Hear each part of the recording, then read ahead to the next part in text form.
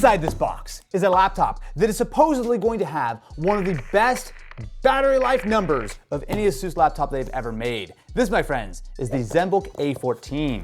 So you're watching this video at CES, I'm recording a little bit early, and because I'm recording a little early, I don't know that much except for the fact that ASUS very graciously sponsored this video. And there are a few things that make this laptop very unique. This is designed to be practical, portable, and last you all day and then some.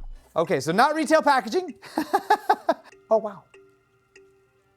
That is a little guy. I knew it was gonna be small, but they really mostly pitched this to me as a laptop that would have incredible battery life. Brother, look at that. That looks so sick. Oh my God, one of the things that makes this especially neat is that it is an entirely Ceraluminum finish. Now, if you've seen, some of their previous Zenbooks had a Ceraluminum lid, but this time around, they've actually done it for the entire system. So the lid, the D cover, oh, that hinge is so nice. And yet, this is supposedly going to deliver some of the best battery life of any laptop that they've ever sold. Like, actually, can I pull out the scale? Oh, it's less than a kilo, or 2.2 pounds? I can't read upside down. Look at how many ports we have, considering how thin it is. A full-size HDMI, dual USB-C, headphone jack, as well as a USB-A.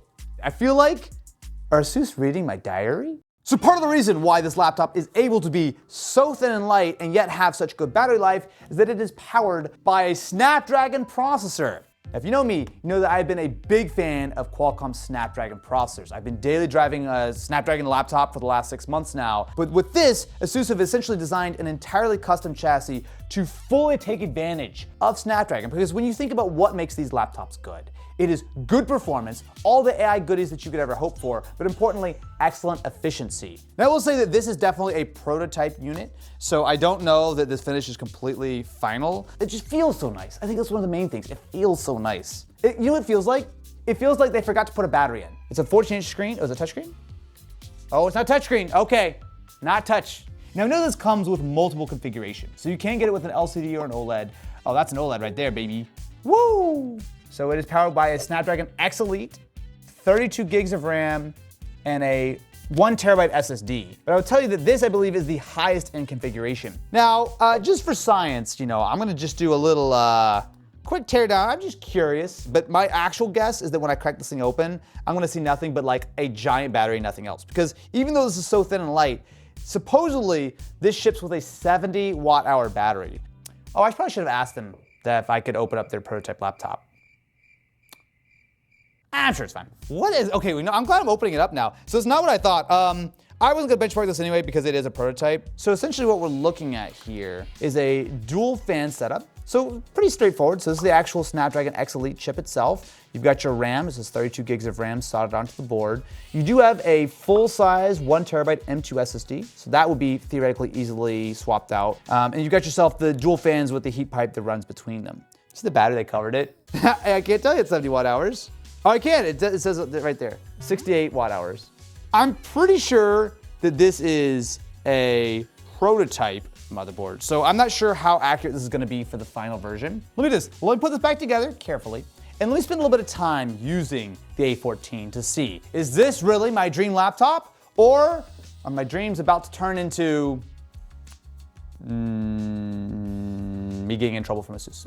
After spending some quality time with the Zenbook A14, there is a lot to like. It's one thing for a laptop to make a great first impression, but it's always another to actually live with it. So let's start with the basics, because ASUS did pretty much nail the fundamentals here. The keyboard is good. You know, it's slightly too light when it comes to the actuation force compared to what I'm used to, but that's definitely more personal preference. There is good travel though, considering just how thin this laptop is. The trackpad is also solid. Asterisk. While it's not haptic, which I will continue to say for the record that I want everyone to switch to, it is at least among the best traditional trackpads I've used with a nice physical mechanism. However, I actually should note that on my early unit, there are a couple of small issues that do need addressing. The palm rejection isn't quite dialed in yet, which is especially noticeable given how large the surface area of the trackpad is on such a small laptop. There's also some inconsistent pointer acceleration I've noticed, which makes sometimes like your precise movements a little bit unpredictable. Now, I want to be clear that these aren't deal breakers, and hopefully they're just early prototype quirks that'll be sorted out before launch. The port selection continues to impress me. It's great to see ASUS putting proper I/O even on their ultra thin and small laptops. Now that Ceraluminum finish that I was excited about in the unboxing, yeah, I'm still a big fan, because I think what I'm realizing here as I spend a little bit more time with the laptop is that it kind of feels like the best of all worlds. It's soft to the touch, it means the laptop is incredibly lightweight,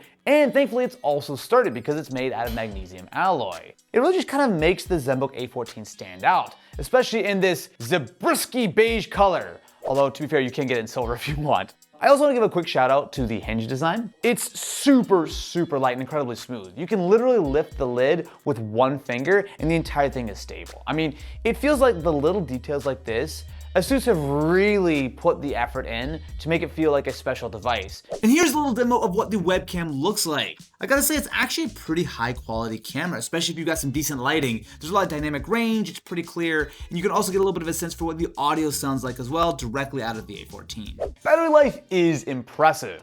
Now, ASUS makes some pretty, how should we say, bold claims about the A14. They can last up to 32 hours in their specific video playback test, at least depending on the configuration. Now, you will definitely not see anything close to that when it comes to real world use, but I have been consistently getting 8+ hours of actual work on this OLED model paired with the Snapdragon X Elite. We're talking about Edge with a dozen or so tabs open, Spotify, Todoist, Slack, Word, and all this running with the brightness around 75%. Pretty much a normal day for me. Now, if you are after maximum battery life, you'll probably want to opt for the IPS panel and likely the slightly lower end X Plus processor, as the OLED and the more powerful X Elite chip in my review unit definitely take more power. Which brings me to the main reason this laptop can be so thin while maintaining great battery life: the Snapdragon processors. Now, depending on your market, the A14 can be configured with the new base Snapdragon X, the X Plus, or the X Elite. Now, I've spent time in the past with the 8-core Plus model,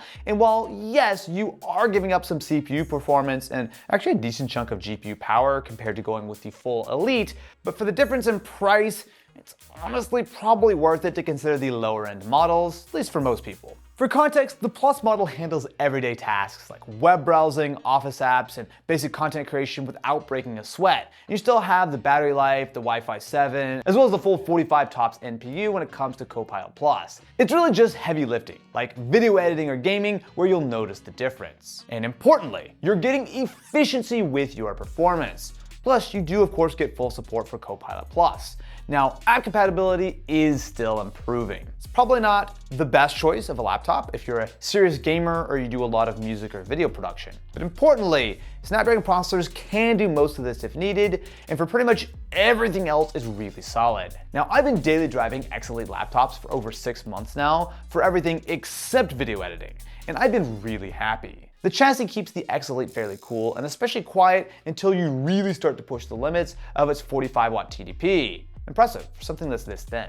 The Zenbook A14 is ASUS's first clean sheet design for Snapdragon, and it is thoroughly impressive. You're getting a genuinely premium design with clever features like that unique Ceraluminum finish all the way around, great display options, solid battery life, and strong performance. Most importantly, this starts at less than $1,000, which feels great considering the entire package. Now, sure, I'd like to see the touchscreen be standard across the board, and the trackpad drivers do need a little bit of work, but it's honestly hard to find major complaints. I actually like the A14 so much that I'm going to be buying one personally. Hard to make much more of a recommendation than that. Anyway, thank you so much to ASUS for sponsoring this video. You can check out the Zenbook A14 at the link in the description, and stay tuned. As always, there is a lot, and I mean a lot, of very cool CES content to come.